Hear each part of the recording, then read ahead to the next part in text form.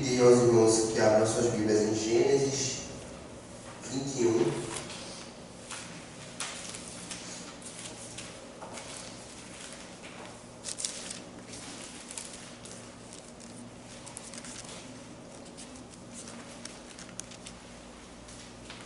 Todos acharam? Amém. Que a leitura vai ser feita do 1 e segue. E o Senhor visitou a Sara, como tinha dito, e fez o Senhor a Sara, como tinha dito. E concebeu Sara e deu a Abraão um filho na sua velhice, ao tempo determinado, que Deus lhe tinha falado. E Abraão pôs do filho que lhe nascera, que Sara lhe dera, o nome de Isaque. E Abraão circuncidou seu filho Isaque, quando era da idade de 8 dias, como Deus lhe tinha ordenado. E era Abraão da idade de 100 anos, quando lhe nasceu Isaque seu filho. E disse Sara: Deus me deu motivo para rir, todo aquele que o ouvir se rirá comigo. E disse mais: quem diria a Abraão que Sara daria de mamar a filhos, pois lhe dei o filho na sua velhice. E cresceu o menino e foi desmamado. Então Abraão fez um grande banquete no dia em que Isaque foi desmamado. E viu Sara que o filho que Agar, a egípcia, tinha dado a Abraão, zombava. E disse a Abraão: ponha fora esta serva e o seu filho, porque o filho desta serva não herdará com Isaque, meu filho. E pareceu esta palavra muito mal aos olhos de Abraão, por causa de seu filho. Porém, Deus disse a Abraão: não pareça mal aos teus olhos acerca do moço e acerca da tua serva. Em tudo o que Sara te diz, ouve a sua voz, porque em Isaque será chamada a tua descendência. Mas também do filho desta serva farei uma nação, porquanto é tua descendência. Então se levantou Abraão pela manhã de madrugada, e tomou um pão e um odre de água, e os deu a Agar, pondo-os sobre o ombro. Também lhe deu o menino e despediu-a. Então ela partiu andando errante no deserto de Berseba. E consumida a água do odre, lançou o menino debaixo de uma das árvores, e foi assentar-se em frente, afastando-se a distância de um tiro de arco, que é cerca de 100 metros. Porque dizia: que eu não veja morrer o menino. E assentou-se em frente, e levantou a sua voz, e chorou. E ouviu Deus a voz do menino, e bradou longe de Deus a Agar, desde os céus, e lhe disse: que tens, Agar? Não temas. Deus ouviu a voz do moço desde o lugar onde está. Ergue-te, levanta o moço e pega-lhe pela mão, porque dele farei uma grande nação. E abriu Deus os olhos, e viu um poço de água, no qual foi encher o odre de água. E deu de beber ao moço. E era Deus com o moço, que cresceu e habitou no deserto, tornando-se flecheiro. E habitou no deserto de Parã, e sua mãe tomou uma mulher da terra do Egito. Podem sentar.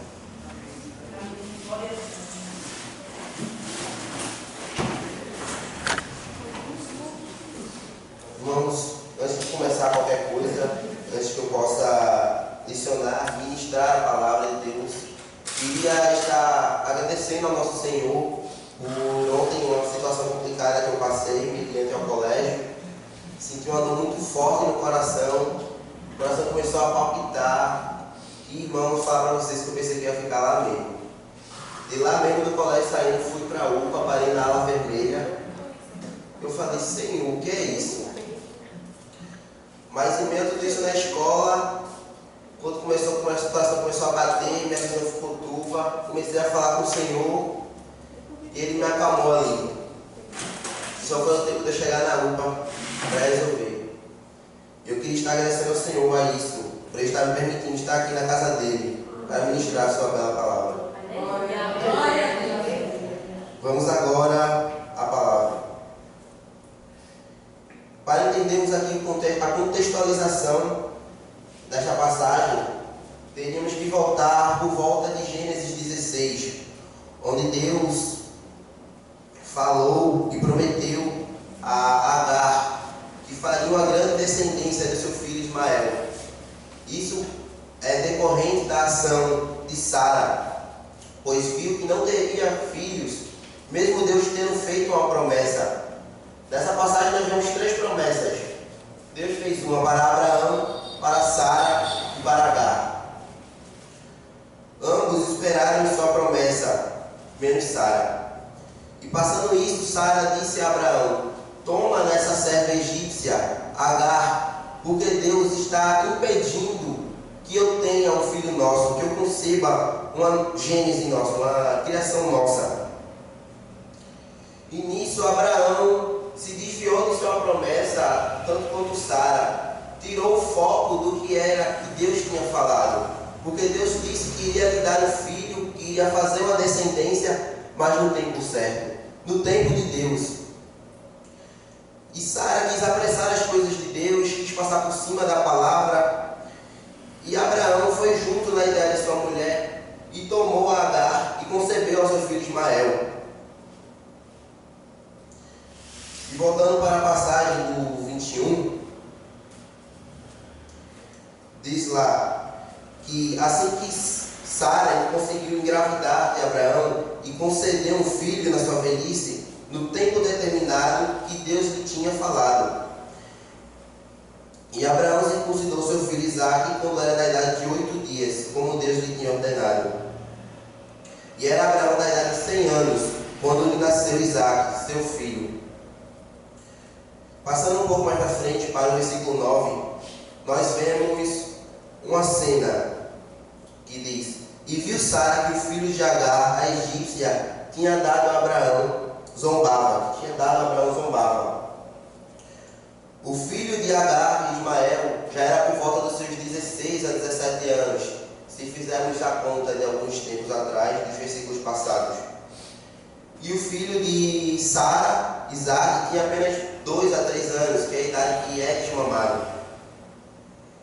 E nisso ela diz a Abraão: ponha fora esta serva e o seu filho, porque o filho desta serva não herdará com Isaque, meu filho. E aqui nós vemos que Agar e seu filho são menosprezados, são enxotados como se não tivessem mais serventia, se tornaram inúteis a seu olho, porque ela mesmo não mandou Abraão ficar com a sua serva para que pudesse conceber esse filho, porque agora está mandando os dois para fora, porque está expulsando ambos. E disse a Abraão: ponha fora esta serva e o seu filho, porque o filho desta... Não. E pareceu esta palavra muito mal aos olhos de Abraão, por causa de seu filho. Porém Deus disse a Abraão: não pareça mal aos teus olhos acerca do moço e acerca da tua serva. Em tudo que Sara te diz, ouve a sua voz, porque em Isaque será chamada da tua descendência. Mas também do filho desta serva farei uma nação, porquanto é tua descendência. Então se levantou Abraão pela manhã, de madrugada, e tomou um pão e um odre de água, e os deu a Agar, pondo-os sobre o seu ombro. Também lhe deu um menino e despediu-a. Então ela partiu, andando errante no deserto de Berseba. Meus irmãos, para vocês terem uma ideia da imensidão de um deserto, são mais de 736 quilômetros do deserto de Berseba. Ou seja, dentro desse deserto cabe inúmeros países, dentro desse pequeno deserto, pequeno, né? E o que é um deserto, irmãos? Imagine você no meio do deserto, apenas com um odre de água, não dá nem 2 litros de água direito, que é feito de couro, e apenas um punhado de pão, e é jogado você e apenas seu filho em meio a um deserto. Que situação essa mulher não passou, irmãos? E vai se passando o tempo, eles andando errantes a esse meio desse deserto, sem esperança e sem saber para onde ir. E consumida a água do odre, lançou o menino debaixo de uma das árvores, e foi assentar-se em frente, afastando-se a distância de um tiro de arco, porque dizia: que eu não veja morrer o menino. E assentou-se em frente, e levantou a sua voz e chorou.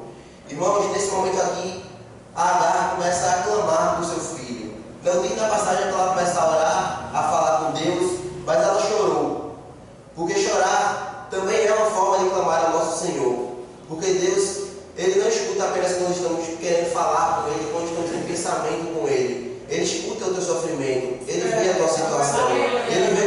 chorando, quando estás sofrendo, precisando dele.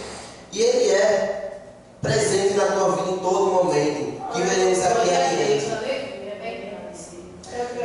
E ouviu Deus a voz do menino, e bradou o anjo de Deus a Agar, desde os céus, e disse-lhe: Que tens, Agar? Não temas, porque Deus ouviu a voz do moço, desde o lugar onde está.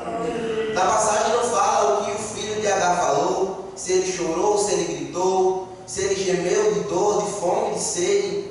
Não nos fala isso aqui na passagem. Mas aqui nós podemos ver que Deus ele sabe de tudo, pois ele é onipresente, onisciente, onipotente. E na pergunta do anjo que diz: Que tens, Agar? Deus precisa mesmo perguntar o que você tem? Deus não precisa, irmão. Deus sabe tudo que você está passando, sabe tudo que você está vivendo, tudo que se passou mediante o seu dia, a sua vida, até o seu percorrimento, até o lugar que você chega. E o anjo diz: Ergue-te, levanta o moço e pega-lhe pela mão, porque dele farei uma grande nação. Novamente voltando para a promessa que Deus lhe tinha feito. E assim, Agar toma coragem, começa a se empoderar na presença do Senhor e abre seus olhos e vê um poço de água, no qual foi encher o odre de água e deu de beber ao moço. Na passagem não fala se aquele rio ou esse poço de água existia ali. Não sabemos se Deus criou, porque Deus pode tudo. Então, se ela não viu, Deus pode ter criado, porque no deserto nada é impossível para o Senhor. Ele pode fazer um rio, Ele pode dar livramento, Ele pode fazer tudo em meio ao deserto, Senhor. Porque perante a promessa dele, Ele vai prover tudo. Se faltar comida, Ele vai prover. Se faltar água, Ele vai prover também. Mediante não faltará nada para ti. Porque se tem promessa de Deus envolvida, tem provisão do mesmo. E seguindo aqui numa passagem, falando um pouco da descendência de cada um, ambos tiveram a sua descendência, que Isaac reinou sobre o povo de Israel com 12 tribos diferentes, e Ismael reinou sobre a nação árabe, o mesmo que hoje em dia estão em conflito. E isso foi uma representação também de Paulo. Paulo usou essa representação como duas alianças. Esses dois filhos foram também uma representação simbólica, que fala lá em Gálatas, capítulo 4, Gálatas 4, 21 ao 31, que eu irei ler rapidamente aqui.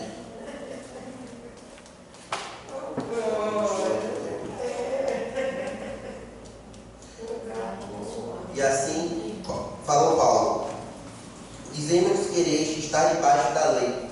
Não ouvi vós a lei? Porque está escrito que Abraão teve 2 filhos, um a escrava e o outro da livre. Todavia, o que era da escrava nasceu segundo a carne, mas o que era da livre, por promessa. Aqui nós vemos que a ação de Sara concedeu que ocorresse isso, que a escrava tivesse um filho por meio da carne, porque não foi da vontade do Senhor que aquilo ocorresse naquele momento, porque ela quis passar por cima da ordem de Deus e fez com que Abraão tivesse esse filho segundo a carne, não o espírito. E o que se entende por alegoria que estas são as duas alianças, uma do Monte Sinai, gerando filhos para a servidão, que é Agar. Ora, esta Agar é Sinai, um monte da Arábia, que corresponde a Jerusalém, que agora existe, pois é escrava com seus filhos. Mas a Jerusalém, que é de cima, é livre, a qual é mãe de todos nós, porque está escrito: Alegra-te, estéril, que não dás à luz, esforça-te e clama, tu que não estás de parto, porque os filhos da solitária são mais do que os que ainda não têm marido. Mas nós, irmãos, somos filhos da promessa como Isaac. Mas como então aquele que era gerado segundo a carne perseguia o que era segundo o Espírito? Assim é também agora. Mas que diz a Escritura? Lança fora a escrava e seu filho, porque de modo algum o filho da escrava herdará com o filho da livre. De maneira que, irmãos, somos filhos não da escrava, mas da livre. Irmãos, aqui nós vemos uma representação que fala sobre a nossa liberdade, que já fomos libertos pelo nosso Salvador. Não somos filhos da escrava, mas somos filhos da promessa. Todos aqui foram chamados, todos aqui têm um propósito na casa do Senhor, pois somos da descendência da livre e não da escrava, porque o Senhor nos concedeu essa liberdade, irmãos. E um pouco sobre o poder de Deus e seus feitos. Voltando um pouco na passagem que Deus criou os rios. Pelo menos isso é na minha concepção, porque não fala que Deus criou, mas cita também que assim que Agar abriu seus olhos, pois estava com seus olhos fechados, chorando e clamando ao Senhor, ela viu o rio, viu um poço de água. E aqui eu queria falar um pouco sobre o poder de Deus, irmãos, para que em meio à dificuldade, ao deserto, quando estiveres em meio a toda a aflição, confia no poder do Salvador, porque é dele que vem todo o nosso socorro, é dele que vem toda a nossa esperança, toda a nossa salvação e libertação. Eu não sei como cada um chegou aqui, eu não sei o que cada um está passando, mas toda essa meditação eu só queria deixar claro que, mesmo que o homem erre, Deus continua no centro. Aleluia! E seus planos não podem ser frustrados. Acredite, irmão, vai dar tudo certo. Eu queria deixar.